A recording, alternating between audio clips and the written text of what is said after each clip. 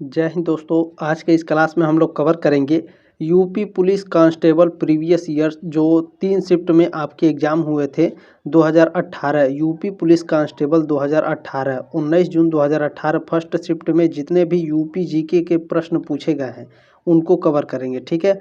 और ये भी ध्यान रखिए यूपी जेल वार्डन फायरमैन 20 दिसंबर 2020 में शिफ्ट 1 और शिफ्ट 2 में जितने भी यूपी जीके के आपके पूछे गए हैं यूपी जीके से संबंधित, ठीक है, उसको हम लोग इस क्लास में कवर करेंगे। सर पढ़ने से क्या फ़ायदा होगा? देखिए इसमें 30 प्रश्न यूपी जीके के हम लोग कवर करेंगे।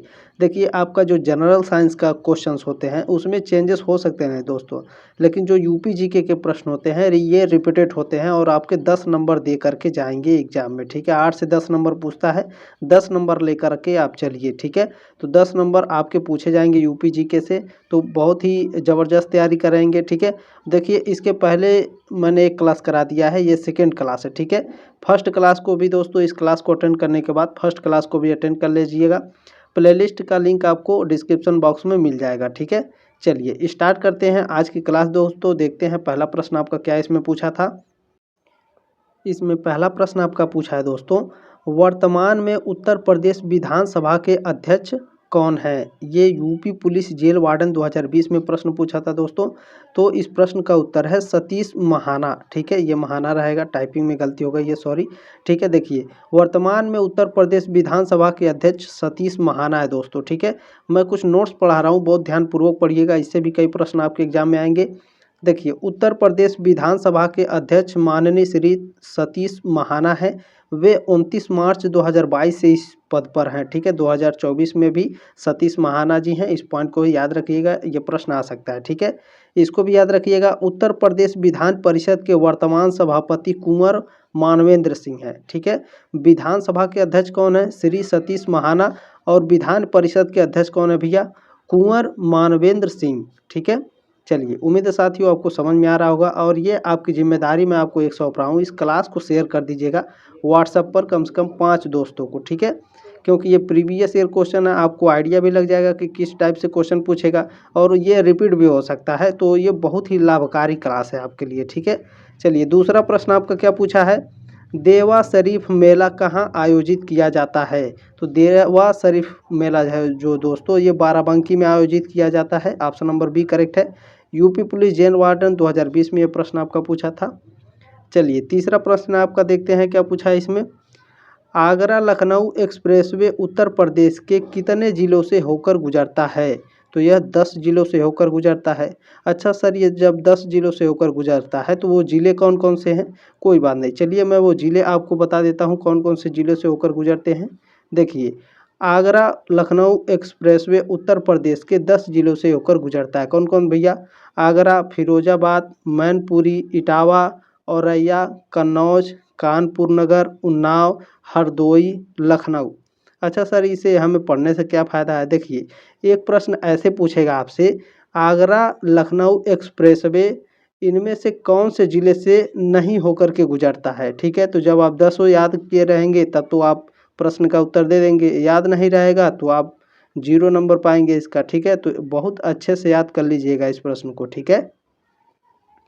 चलिए चौथा नंबर प्रश्न देखते हैं आपका क्या पूछा है, वर्ष 2011 की जनगणना के अनुसार उत्तर प्रदेश में निम्न में से किस जिले में लिंगानुपात सबसे अधिक है? लिंगानुपात सबसे अधिक किस में है दोस्तों 2011 जनगणना में? तो जौनपुर में लिंगानुपात सबसे अधिक है 2011 जनगणना के अनुसार, ठीक है। यूपी पुलिस जेल वार्डन 2020 में प्रश्न आपका पूछा था। इसमें मैं कुछ नोट्स पढ़ा रहा हूँ, ध्यानपूर्वक पढ़िएगा। न्यूनतम लिंगानुपात वाला जिला कौन सा है भैया? सबसे पहले गौतम बुद्ध नगर है 851, ठीक है। उसके बाद हमीरपुर और बागपत है 861। चलिए अगला प्रश्न क्या है, प्रश्न नंबर 5 आपका पूछा है दोस्तों, 2011 की जनगणना के अनुसार उत्तर प्रदेश में कितने जिले हैं? तो जब 2011 में जनगणना हुई थी दोस्तों उस समय उत्तर प्रदेश में 71 जिले थे, ठीक है। 71 जिले थे, ऑप्शन नंबर डी करेक्ट है आपका। चलिए प्रश्न नंबर 6 आपका क्या पूछा है, बहुत ध्यान से देखिएगा। महर्षि वाल्मीकि का आश्रम ब्रह्मवर्त में स्थित था, ठीक है, जो वर्तमान में उत्तर प्रदेश के किस जिले में स्थित है भैया बताइए? महर्षि वाल्मीकि का दोस्तों जो आश्रम है, ठीक है, ब्रह्मवर्त में स्थित था, ठीक है। वर्तमान के उत्तर प्रदेश के किस जिले में यह है? तो वर्तमान में उत्तर प्रदेश के यह बिठूर जिले में है। ऑप्शन नंबर डी करेक्ट है आपका, ठीक है। यूपी पुलिस 18 जून 2018 के शिफ्ट 2 में यह प्रश्न पूछा था आपका। चलिए इसको भी याद रखिएगा दोस्तों। देखिए एक प्रश्न ऐसे भी आपसे पूछ सकता है, महर्षि वाल्मीकि का दूसरा नाम क्या था? रत्नाकर था उनका दूसरा नाम, ठीक है। चलिए अगला प्रश्न आपका देखते हैं। 7 नंबर क्या पूछा है? राष्ट्रीय कवि मैथिली शरण गुप्त का जन्म उत्तर प्रदेश के किस जिले में हुआ था? तो उत्तर प्रदेश के दोस्तों झांसी जिले में हुआ था, ठीक है। तो इनका जन्म कब हुआ था? चलिए इनके बारे में भी मैं कुछ बता देता हूँ आपको। देखिए मैथिली शरण गुप्त का जन्म 3 अगस्त 1886 को चीरगांव झांसी उत्तर प्रदेश में एक वैश्य परिवार में हुआ था, ठीक है। उनके पिता का नाम क्या था भैया? सेठ रामचरण। और माता जी का क्या नाम था? श्रीमती काशीबाई, ठीक है। ये भी आपके एग्जाम में पूछता है तो इस पॉइंट को याद रखेंगे। चलिए 8वां नंबर प्रश्न क्या है? मथुरा कला विद्यालय, ठीक है, किसके काल के दौरान अपने शीर्ष पर था? बताइए किसके शासनकाल में अपने शीर्ष पर था? तो कुषाण के शासनकाल में अपने शीर्ष पर था मथुरा कला विज्ञान, ठीक है। ये यूपी पुलिस 18 जून 2018 शिफ्ट 2 में यह प्रश्न आपका पूछा था। चलिए इसमें मैं कुछ नोट्स पढ़ा रहा हूँ, बहुत ध्यानपूर्वक देखिएगा, स्क्रीनशॉट लेकर रख लीजिएगा। मथुरा कला विद्यालय कुषाण सम्राट कनिष्क के शासनकाल में विकसित हुआ था, ठीक है। आपके एग्जाम में पूछेगा कि मथुरा कला जो विद्यालय है भैया ये किसके शासनकाल में विकसित हुआ था? तो कनिष्क के शासनकाल में, ठीक है। यह विद्यालय 1ली शताब्दी ईस्वी में विकसित हुआ था। मथुरा कला विद्यालय 6ठी या 7वीं शताब्दी में गुप्त काल के दौरान अपने उच्चतम शिखर पर था, ठीक है। बहुत ही इंपॉर्टेंट पॉइंट मैं करा रहा हूँ दोस्तों। एक लाइक और कमेंट जरूर करिएगा दोस्तों, ठीक है, कि क्लास कैसी लगी आप लोगों को। 9वां प्रश्न है, गुप्त काल का टेराकोटा जो पक्की मिट्टी जिसे बोलते हैं टेराकोटा को, ठीक है, की ईंटों से भीतर गांव मंदिर उत्तर प्रदेश के किस जिले में स्थित है? तो यह कानपुर जिले में स्थित है भैया, ठीक है। गुप्त काल में टेराकोटा जो पक्की मिट्टी के ईंटों से मंदिर बना है उत्तर प्रदेश में, भीतर गांव मंदिर, ये कानपुर जिले में स्थित है, ठीक है। यूपी पुलिस 18 जून 2018 शिफ्ट 2 में यह प्रश्न आपका पूछा था। चलिए आगे बढ़ते हैं, नोट्स बहुत ध्यान से देखिएगा।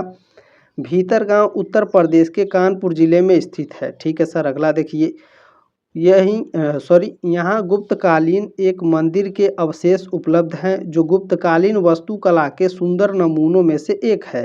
ईंटों का बना यह मंदिर अपनी सुरक्षित तथा उत्तम सांचे में ढली ईंटों के कारण विशेष रूप से प्रसिद्ध है। यानी दोस्तों ईंटों से ही उस मंदिर को ढाल करके डिजाइन बना गया है, इसीलिए वो मंदिर प्रसिद्ध है, ठीक है। चलिए अगला प्रश्न आपका देखते हैं क्या है। प्रश्न नंबर 10 पूछा है भैया आपका, वाराणसी के विश्वनाथ मंदिर का निर्माण किसके द्वारा किया गया? तो वाराणसी का जो विश्वनाथ मंदिर है भैया यह रानी अहिल्याबाई के द्वारा निर्माण किया गया था, ठीक है। यह यूपी पुलिस 18 जून 2018 के शिफ्ट 2 में यह प्रश्न आपका पूछा था। इसमें मैं कुछ पॉइंट्स बता रहा हूँ, ध्यानपूर्वक पढ़िएगा इसको। देखिए ये आपके एग्जाम में पूछ सकता है, ठीक है। वर्तमान मंदिर का निर्माण महारानी अहिल्याबाई होलकर द्वारा सन 1780 में कराया गया था, ठीक है। अगला पॉइंट देखिए, बाद में महाराजा रणजीत सिंह द्वारा 1835 में, ठीक है, ये 1780 में अहिल्याबाई होलकर जी ने निर्माण कराया था, ठीक है। उसके बाद 1835 में रणजीत सिंह ने दोस्तों 1000 किलो शुद्ध सोने के द्वारा उस मंदिर को बनवाया था, ठीक है। चलिए उम्मीद है साथियों आपको समझ में आ रहा होगा, ठीक है। चलिए 11वां नंबर प्रश्न क्या है भैया आपका, उत्तर प्रदेश के लोकायुक्त भ्रष्टाचार विरोध प्राधिकरण, ठीक है, का पद किस सन में सृजित किया गया? किस सन में सृजित किया गया भैया? तो यह 1975 में, ठीक है। उत्तर प्रदेश के लोकायुक्त जिसे भ्रष्टाचार विरोध प्राधिकरण जो होता है इसको 1975 में सृजित किया गया। यूपी पुलिस 18 जून 2018 के शिफ्ट 2 में यह प्रश्न आपका पूछा था। चलिए इसमें कुछ नोट्स है, ध्यानपूर्वक पढ़िएगा। उत्तर प्रदेश के लोकायुक्त का पद 1975 के लोकायुक्त अधिनियम के तहत बनाया गया था, ठीक है।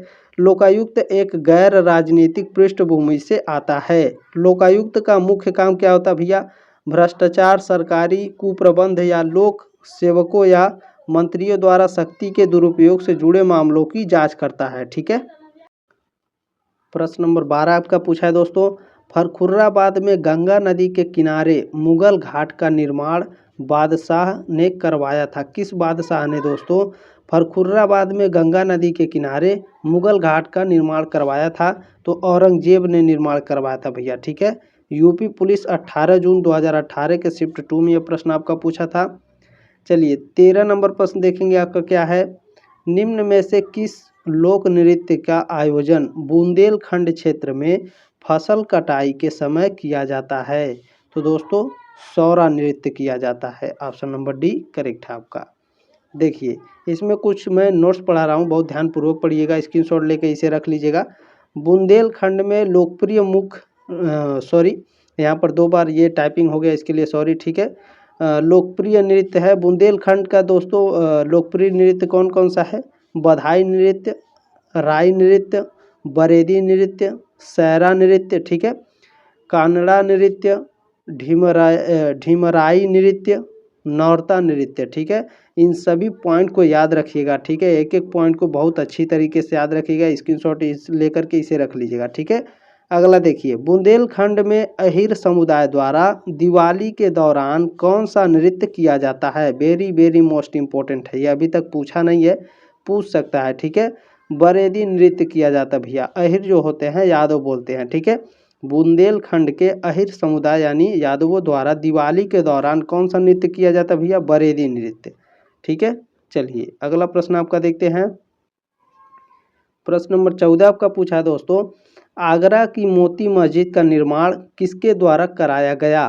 तो आगरा की मोती मस्जिद का निर्माण शाहजहां के द्वारा कराया गया। ठीक है। यूपी पुलिस 18 जून 2018 के शिफ्ट 2 में यह प्रश्न आपका पूछा था। इसमें कुछ मैं नोट्स पढ़ा रहा हूँ, बहुत ध्यानपूर्वक पढ़िएगा।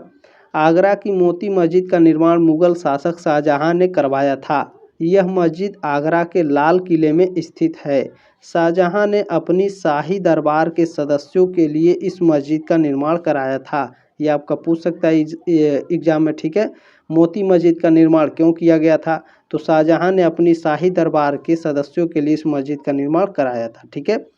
मोती मस्जिद का निर्माण भैया 1647 में शुरू हुआ था और 1654 में बनकर तैयार हुआ था। ठीक है। दोनों में डिफरेंस है। ठीक है, याद रखिएगा। ये मोती मस्जिद का निर्माण के कब शुरू हुआ था भैया? 1647 में। बनकर कब तैयार हुआ था? 1654 में। ठीक है। इसे बनने में 7 साल लगे थे। ठीक है। उस समय इसके निर्माण पर 3 लाख रुपए की लागत आई थी। सोचिए 1654 में 3 लाख रुपए की खर्च आई थी। ये बहुत ही इम्पोर्टेंट पॉइंट है दोस्तों। ठीक है। इस क्लास को शेयर जरूर कर दीजिएगा। देखिए मोती मस्जिद को पर्ल मस्जिद की उपाधि दी गई है। यह मस्जिद पूरी तरह से सफ़ेद संगमरमर से बनी है। मोती मस्जिद को मोती की तरह चमकने के कारण मोती मस्जिद की संज्ञा दी गई है। उम्मीद है साथियों आपको बहुत अच्छे से समझ में आ रहा होगा। ठीक है। चलिए 15 नंबर प्रश्न क्या है भैया आपका? 15 नंबर प्रश्न है, 7 अप्रैल 2018 में उत्तर प्रदेश सरकार द्वारा गंगा नदी के जलग्रहण क्षेत्र में हरित क्षेत्र को बढ़ाने और मृदा अपरदन को रोकने के लिए निम्न में से किस योजना की शुरुआत की गई? तो गंगा हरितिमा की शुरुआत की गई थी। यूपी पुलिस 18 जून 2018 शिफ्ट 1 में यह प्रश्न आपका पूछा था। चलिए अगला प्रश्न आपका देखते हैं। 16 नंबर प्रश्न क्या भैया? प्रश्न नंबर 16 आपका पूछा है, इसमें काला नमक चावल की किस्म को एक जिले एक उत्पाद योजना के तहत उत्तर प्रदेश के किस जिले से उत्पाद के रूप में चुना गया है? तो दोस्तों इसको सिद्धार्थनगर जिले से उत्पाद के रूप में चुना गया है। ठीक है। ऑप्शन नंबर बी करेक्ट है आपका 16 का। चलिए अगला प्रश्न देखते हैं आपका 17 नंबर प्रश्न क्या पूछा है? प्रश्न नंबर 17 आपका पूछा है दोस्तों। 1 मिनट, इसमें कुछ मैं थोड़ा चेंजेस करने वाला हूँ, थोड़ा आप लोग मैनेज करिएगा। ठीक है। देखिए 17 नंबर प्रश्न आपका पूछा है, सूफी कवि अमीर खुसरो का जन्म उत्तर प्रदेश के किस जिले में हुआ था? तो एटा जिले में हुआ था।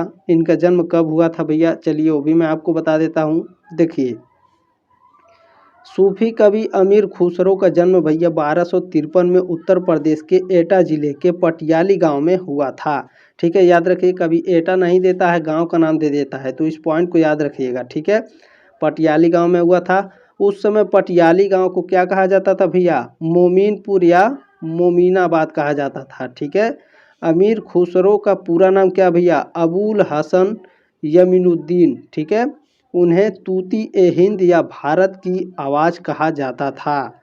ठीक है, बहुत ही इम्पोर्टेंट पॉइंट है। अगला है भैया आपका, देखिए बहुत ध्यानपूर्वक देखिएगा। अमीर खुसरो एक तुर्क भारतीय कवि, संगीतकार, सूफी संत, इतिहासकार और राजनेता थे। इनकी रचनाएं याद रखिएगा, बहुत ही इम्पोर्टेंट है। ठीक है, इनकी रचनाएं भैया तुगलकनामा, तराना और त्रिवत जैसी रचनाएं इन्होंने लिखी हैं।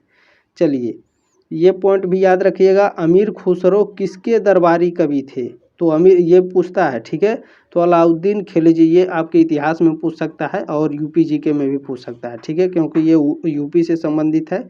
अमीर खुसरो किसके दरबारी कवि थे भैया? अलाउद्दीन खिलजी के।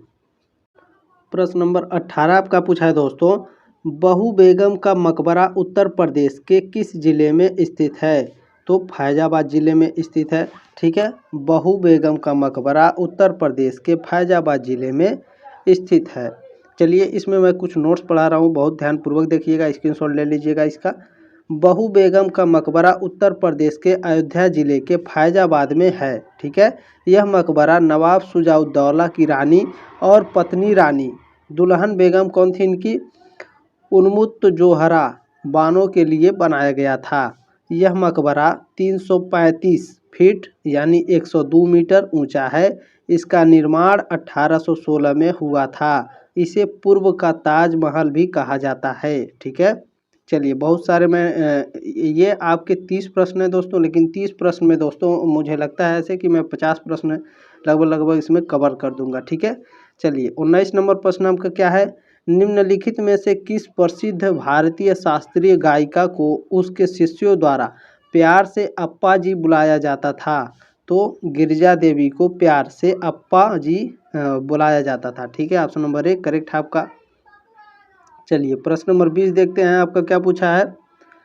प्रश्न नंबर 20 पूछा है आपका, उत्तर प्रदेश के निम्नलिखित जिलों में से किसकी सीमा नेपाल के साथ लगती है? 100% प्रश्न आएगा। ठीक है, तो याद रखिएगा, महाराजगंज जिला दोस्तों जो है यह नेपाल की सीमा के साथ अपनी सीमा साझा करता है। ठीक है, इसमें मैं कुछ नोट्स पढ़ा रहा हूँ, जितने भी जिले आपके सटे हुए हैं नेपाल से उन सबको मैं कवर कर रहा हूँ, स्क्रीनशॉट ले लीजिएगा, बहुत ध्यान से पढ़िएगा। देखिए, उत्तर प्रदेश के कुल 7 जिले नेपाल के साथ सीमा साझा करते हैं। कौन कौन से भैया? पीलीभीत, श्रावस्ती, महाराजगंज, लखीमपुर, बहराइच, सिद्धार्थनगर, बलरामपुर। ठीक है, और कितने किलोमीटर सीमा साझा करता है उत्तर प्रदेश? तो 579 किलोमीटर सीमा साझा करता है नेपाल के साथ उत्तर प्रदेश। ठीक है, चलिए, अगला प्रश्न आपका देखते हैं। 21 नंबर प्रश्न क्या है आपका? एशियाई खेल 2018 में महिला 3000 मीटर बाधा दौड़, ठीक है, प्रतियोगिता में रजत पदक विजेता सुधा सिंह उत्तर प्रदेश के किस जिले से संबंधित हैं? तो सुधा सिंह दोस्तों उत्तर प्रदेश के रायबरेली से संबंधित है। ठीक है, अगला जो मैं क्लास कराऊंगा दोस्तों, जितने भी उत्तर प्रदेश के खिलाड़ी हैं उन सब का मैं करा दूंगा किस जिले से संबंधित है, क्योंकि उससे दोस्तों कम से कम 1 से लेकर के 3 प्रश्न के बीच में आपके पूछे जाएंगे। ठीक है, याद रखिएगा, ये 100% श्योर हूँ मैं, आप इसको पढ़ लीजिएगा जरूर, इससे प्रश्न आने वाले हैं। कुछ टॉपिक ऐसे होते हैं कि उनसे प्रश्न आने हैं तो आने हैं। ठीक है, चलिए, अगला प्रश्न आपका देखते हैं क्या है। 22 नंबर प्रश्न है आपका। प्रश्न नंबर 22 है, कब संयुक्त प्रांत का नाम बदलकर उत्तर प्रदेश किया गया था? तो दोस्तों 24 जनवरी 1950 को, ठीक है, संयुक्त प्रांत का नाम बदलकर उत्तर प्रदेश रख दिया गया था। इसमें कुछ नोट्स हैं, ध्यान से पढ़िएगा। 24 जनवरी 1950 को संयुक्त प्रांत का नाम बदलकर उत्तर प्रदेश कर दिया गया था। ठीक है सर, अगला देखिए, इस दिन को यूपी दिवस के रूप में मनाया जाता है। ठीक है, 24 जनवरी यूपी दिवस मनाया जाता है, इस पॉइंट को भी याद रखिएगा। ठीक है, चलिए, प्रश्न नंबर 23 क्या है भैया? प्रश्न नंबर 23 है आपका, एशियाई खेल 2018 के डबल ट्रैप शूटिंग के रजत पदक विजेता 15 वर्षीय बालक थे ये, शार्दुल बिहान उत्तर प्रदेश के किस जिले से हैं? तो भैया यह उत्तर प्रदेश के मेरठ जिले से हैं। ठीक है, ऑप्शन नंबर सी करेक्ट है आपका। अगला प्रश्न देखेंगे क्या है। प्रश्न नंबर 24 आपका पूछा है इसमें, एक जिला एक उत्पाद योजना के तहत हस्त निर्मित कागज के उत्पादन के लिए उत्तर प्रदेश के किस जिले को चुना गया है? तो उत्तर प्रदेश के दोस्तों जालौन जिले को चुना गया। ठीक है, ऑप्शन नंबर बी करेक्ट है आपका। चलिए प्रश्न नंबर 25 देखते हैं आपका क्या पूछा है। प्रश्न नंबर 25 है, आगरा और अवध के संयुक्त प्रांत जिन्हें अब उत्तर प्रदेश के नाम से जाना जाता है, ठीक है, ने वर्ष 1921 में अपनी राजधानी को किस जिले से लखनऊ स्थानांतरित किया था? तो दोस्तों ये आपका जो इलाहाबाद ज़िला है, ठीक है, सॉरी इलाहाबाद ज़िला है, इससे लखनऊ स्थानांतरित किया गया था 1921 में। ठीक है, चलिए बहुत ही इंपॉर्टेंट प्रश्न है दोस्तों, ये आपसे पूछ सकता है। देखिए घुमा फिरा करके प्रश्न को बड़ा कर देता है। ठीक है, बहुत ध्यानपूर्वक पढ़िएगा सभी प्रश्नों को। 26 नंबर प्रश्न है आपका, गौतम बुद्ध की माँ देवदह राज्य के शासक परिवार से थी, ठीक है, जो अब उत्तर प्रदेश के किस जिले में है? तो उत्तर प्रदेश के देवरिया जिले में है भैया। ठीक है, चलिए इसमें मैं नोट्स पढ़ा रहा हूँ, आपके डाउट क्लियर हो जाएंगे। देखिए जो गौतम बुद्ध की माता थी, ठीक है, यह कोलियगढ़ राज्य की एक राजकुमारी थी। वह देवरिया राज्य के शासक परिवार से थी, जो अब उत्तर प्रदेश के देवरिया जिले में है। देवरिया प्राचीन इतिहास में कोसल राज्य का हिस्सा था। देवरिया जिला 16 मार्च 1946 को गोरखपुर जिले के रूप में अस्तित्व में आया। ठीक है, चलिए उम्मीद है साथियों आपको जानकारी अच्छी लग रही होगी। ठीक है, 27 नंबर प्रश्न है आपका, वाल्मीकि का आश्रम ब्रह्मवर्त में था, जो कहाँ स्थित है भैया? बिठूर में स्थित है। देखिए ये जो प्रश्न है आपका, ये जो मैंने फर्स्ट क्लास कराया है उसमें भी ये प्रश्न आया था, तो मुझे लगता है 2024 में ये प्रश्न पूछेगा 100%। ठीक है, बाकी आप लोग इसे बहुत ध्यानपूर्वक पढ़ लीजिएगा इस प्रश्न को, जहाँ तक मुझे उम्मीद है ये आएगा, बाकी अब एग्जामिनर के ऊपर है। ठीक है, प्रश्न नंबर 28 आपका पूछा है दोस्तों, 1 जनवरी 1845 को उत्तर प्रदेश ने डैश नामक पहला हिंदी समाचार पत्र निकाला, जिसे गोविंद रघुनाथ ने संपादित किया था? तो बनारस अखबार नामक, ठीक है, बनारस अखबार नामक पहला हिंदी समाचार पत्र निकाला, जिसे गोविंद रघुनाथ ने संपादित किया। ठीक है, चलिए ये कब संपादित किया गया था इसको भी जानेंगे, बहुत ध्यानपूर्वक देखेंगे। ये देखिए बनारस अखबार उत्तर प्रदेश का पहला हिंदी समाचार पत्र है। ठीक है, ये आपके एग्जाम में पूछ सकता है, उत्तर प्रदेश का पहला हिंदी समाचार पत्र कौन है भैया? बनारस अखबार। इसे पहली बार 1 जनवरी 1845 को प्रकाशित किया गया था। उत्तर प्रदेश से गोविंद रघुनाथ के संपादन में प्रकाशित हुआ। ठीक है, चलिए 29 नंबर प्रश्न आपका देखते हैं क्या है। जौनपुर के संकी शासक सुल्तान हुसैन सरकी एक महान संगीतकार थे। ठीक है, उन्होंने डैश के तर्ज पर बड़ा ख्याल विकसित किया था। किसके तर्ज पर भैया? तो ठुमरी। ठीक है, ठुमरी के तर्ज पर बड़ा ख्याल विकसित किया था। ऑप्शन नंबर 1 करेक्ट है आपका। इसमें कुछ नोट्स हैं, ध्यान से पढ़ लीजिएगा। देखिए ठुमरी 19वीं शताब्दी के दौरान नवाब वाजिद अली शाह के लखनऊ दरबार में लोकप्रिय हुई थी ठुमरी। ठीक है, इंपॉर्टेंट है, याद रखिएगा। चलिए 30 नंबर प्रश्न क्या है आपका, भेड़ कुआं जहां अर्जुन ने द्रौपदी से शादी करने के लिए मछली को निशाना बनाया था, उत्तर प्रदेश के किस जिले में है? वेरी वेरी मोस्ट इम्पोर्टेंट है, फर्रुखाबाद जिले में स्थित है भैया। ठीक है, चलिए इसमें मैं कुछ नोट्स पढ़ा रहा हूँ, बहुत ध्यानपूर्वक पढ़िएगा। देखिए फर्रुखाबाद उत्तर प्रदेश का एक शहर है। ठीक है सर, अगला देखिए, फर्रुखाबाद की स्थापना नवाब मोहम्मद खान बंगस ने 1714 में की थी। ठीक है, आपके एग्जाम में पूछेगा फर्रुखाबाद की स्थापना किसने की थी भैया? तो नवाब मोहम्मद खान बंगस ने। कब की थी भैया? तो 1714 में। यहीं पर द्रौपदी का प्रसिद्ध स्वयंवर हुआ था। ठीक है, फर्रुखाबाद के भेड़ कुंड में द्रौपदी स्वयंवर जीतने के लिए अर्जुन ने मछली को निशाना बनाया था। ठीक है, अर्जुन ने मछली के आँख में निशाना बनाया था। ठीक है दोस्तों, उम्मीद है साथियों आपको क्लास काफ़ी अच्छी लगी होगी। ठीक है, ये आपकी जिम्मेदारी दी है, बहुत बखूबी निभाइएगा। इस क्लास को ज़रूर शेयर कर दीजिएगा, ठीक है। 5 को मत शेयर करिएगा, कम से कम एक ही दोस्त को शेयर करिए, लेकिन शेयर ज़रूर करिएगा, ठीक है। बाकी सब्सक्राइब नहीं करेंगे चलेगा, लेकिन लाइक ज़रूर कर दीजिएगा, ठीक है। मिलते हैं दोस्तों नेक्स्ट क्लास में, तब तक के लिए जय हिंद, वंदे मातरम।